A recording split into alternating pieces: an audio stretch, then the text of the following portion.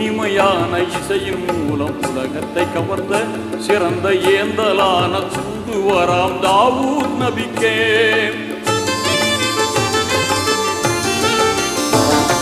கனிவுடனே ஜபூர் என்னும் வேதத்தை கொடுத்தே பெரும் கண்ணியமாய் வாழ வைத்த இறையவன் நீயே.